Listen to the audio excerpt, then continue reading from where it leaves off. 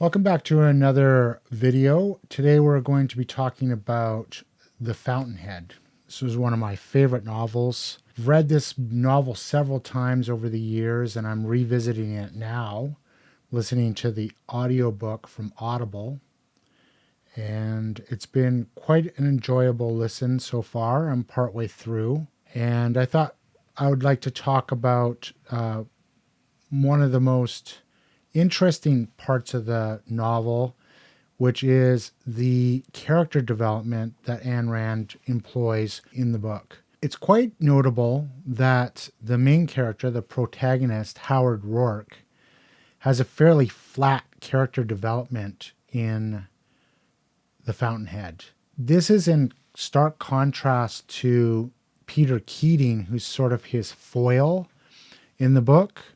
And Peter Keating's development is a push-pull sort of development where there's times where he seems redeemable and then there's times where he seems irredeemable. And he's kind of pulled and pushed depending on the people that he's around. So he's highly impressionable by those around him. And this is held in stark contrast to Howard Roark, who's immovable. He's an immovable force. From the moment we see him all the way through the book, his integrity remains intact. Often this personal characteristic of Howard Roark is defined as uncompromising integrity or something nebulous like that. That's definitely his character for sure. He's uncompromising. But is it just uncompromising integrity, or is there something else about him that defines him in comparison to others in the book? And I think the fundamental defining characteristic of Howard Roark is his adherence to the truth. The truth is defined within Howard Roark's mind as immutable characteristics. So there's a sense that form follows function is a truth that he would adhere to. In the case of his design principles in architecture, the materials inform the form of the building, right? He's adamantly opposed to decorative touches that harken back to a bygone era when they may have had usefulness, but that usefulness has now just become a decorative feature, like columns that are purely decorative. He talks about how in the past the way that they built buildings required certain types of columns and bracing members and beams, and that necessity of the material, say for example stone, necessitated a form which these ancient buildings had taken on. So those buildings he didn't look down upon. He saw those as being exemplary for the materials they were built out of. The form they took was perfectly in alignment. So in that sense, they were true. And what Howard wants to do is he wants to continue in that vein of architecture and build based on the materials and realities of the current era. So his designs are not specifically counter-classical. They're specifically true to the materials and the purposes of the buildings that he's creating.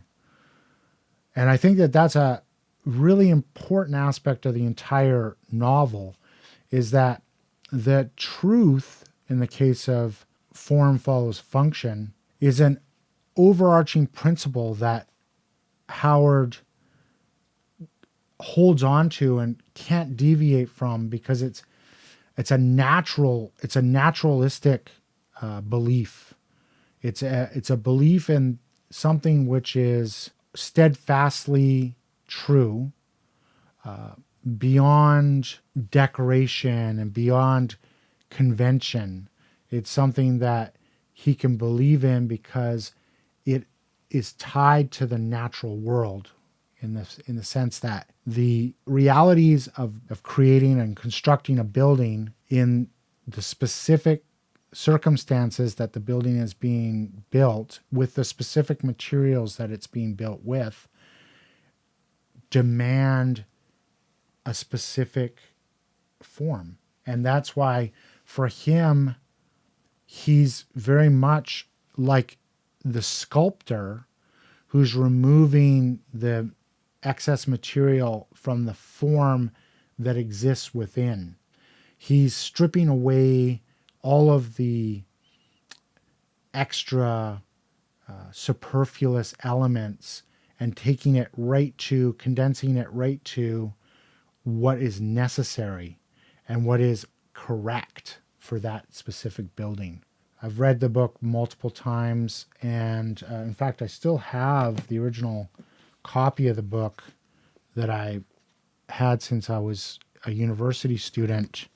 I'm not sure if I got this book in a used bookstore or if it was one of the books that I got out of my mom's library. I can't remember where I got it, but it was definitely one of the seminal pieces of literature that I read in my late teens and early 20s. The last novel that we covered was For Whom the Bell Tolls, which is, I've often described it as my favorite novel. The Fountainhead's right up there, and at certain points in my life, I would have probably described The Fountainhead as my favorite novel as well. It was also a novel that my mom and I shared a common affinity for. She loved the novel as well. I do, and now that I'm thinking back, I do believe that I bought this book in a secondhand store because I introduced it to my mom. She hadn't read it before, but she loved it. It was one of her favorite books. The reason why I believe it was one of her favorite books is because it spoke to an underlying truth and a pursuit of excellence that is rarely looked at and interrogated in literature. It's a special characteristic of Ayn Rand that she's able to delve into the human condition through unwavering character traits, like in the case of Howard Roark, truth. Let me know what you think about The Fountainhead in the comments below. Is it a book that you've read? Is it a book that you've loved? I know that it's gone through a little bit of a backlash against The Fountainhead in the last, say, decade. I've seen a lot of probably misunderstanding about the book, but also a malignment of Ayn Rand's character and what she stood for and her talent. I think it's a overcorrection towards collectivist, identitarian politics. But nonetheless, it's unfortunate that her work has been cast in this light, because I think it's one of the fundamental texts of our era. And that's it for today. We'll talk again on another one. Thanks for stopping by. We'll see you again soon.